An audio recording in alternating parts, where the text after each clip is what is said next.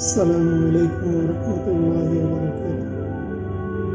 কখনো কি কোনো মৃত ব্যক্তিকে গোসল করিয়েছেন? যদি সুযোগ হয় তাহলে মৃত ব্যক্তিকে গোসল করাবেন। তাহলে দেখবেন মৃত ব্যক্তির শরীরটাকে কত অসহায় এবং কত অদ্ভুত মনে হয়। দেখবেন যে আপনার কাছের মানুষটাকে, আপনার আপন মানুষটাকে আপনার কাছে কতটা ভয়ানক মনে হয়। কখনো সুযোগ হলে লাশ পাহারা দেবেন।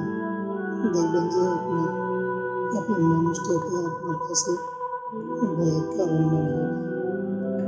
মাঝে মাঝে আপন মানুষের লাশগুলোকে কবরে নামাবেন।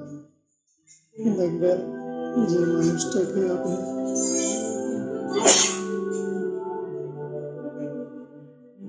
মাঝে মাঝে আপন মানুষের লাশগুলোকে কবরে নামাবেন। দেখবেন যে মানুষটার সাথে আপনি সময় কাটিয়েছেন, চায়ের দোকানে বসে কত গল্প করেছেন, সেই মানুষটাকে যখন আপনি কবরে নামাবেন তখন আপনি বাস্তবতা বুঝতে পারবেন। তখন আপনি বুঝতে পারবেন যে এই পথ আমাকেও একদিন ধরতে।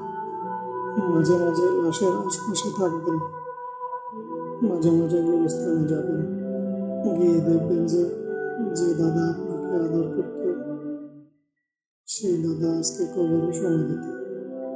আপনি কথা বলছেন কিন্তু পাশ থেকে কোনো জবাব আসতেছে না।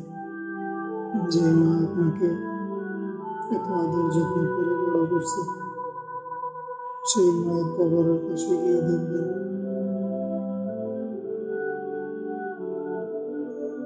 আপনি কথা বলবেন কিন্তু পাশ থেকে কোনো জবাব আসতেছে না। এই জন্য পৃথিবীতে আমরা যাই করি, যত ক্ষমতাই দেখি, আমাদের লক্ষ্য একটাই, আমাদেরকেও ওই কবরে যেতে হবে। আমাদের লক্ষ্য হচ্ছে আখিরাত। আল্লাহ তাআলা আমাদের আখিরাতকে সুন্দর করে তৌফিক দান করুন।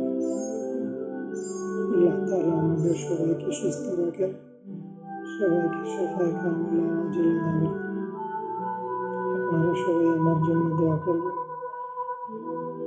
আসসালামু আলাইকুম ওয়া রাহমাতুল্লাহি ওয়া বারাকাতুহু।